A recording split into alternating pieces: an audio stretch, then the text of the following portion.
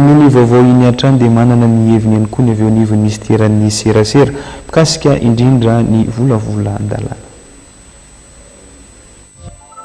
Ny tsy fandaniana ny lalàna feny asa fanaovan-gazety dia midika fiverenana amin'ny fampiasana ny dity volana 1:30 sy 2:30 izay managadra ny mpanao gazety ho ministra ny serasera. Manamafy ny tena ny fahafahana miantoka ny fahalalan'ny asa fanaovan-gazety ny fametrahana ny lalàna vaovao momba ny serasera izay mifototra amin'ny tsy famonjana intsony ny mpanao gazety. Tokony ho azo iainana ity code de la communication ity. Ny mikasika ny promotion ny fanentanana fampiroboroboana ny teny gasy ny teny sy ny kolotsaina malagasy voasoratra mazava ao anatin'ity code ity zany tsy maintsy monsieur référé amin'izany tsika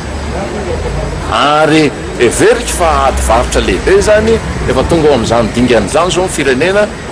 anjaratsika sisany mandray fanapakevitra raha hotsipahana ary ity code de la communication ity ady hevitra sy adivarotra zany fa raha tsy lany ary ny code de la communication arak'izay fa mivaoboasako taminareo teo zay inona zany mitranga verina zany ny 81031 managadra tompoko verina zany ny 92039 managadra zany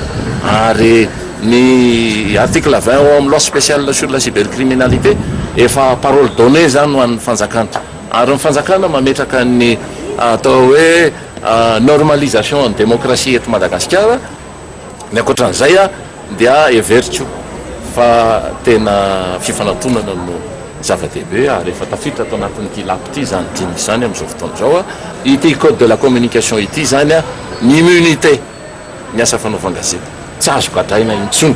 mpanao gazety manomboka izao ary raha sanatry ary ianao ka mivoaringoringotra amina délit de presse dia omeny mpitsara lalàna voasoratra ao anatin'ity code de la communication ity zany hoe manana 12 andro ianao mpanao gazety io andeha hitondra ny profo. Mikasika manokana ny anjiny faharoapolo amin'ny lalàna momba ny cybercriminalité laza ministra ny serasera fa averina ny fandiniana izany eo anivon'ny antenimera roa azo atao ny mitondra adivarotra sy fanitsinana andinin-dalàna hafa toy ny anjiny faha520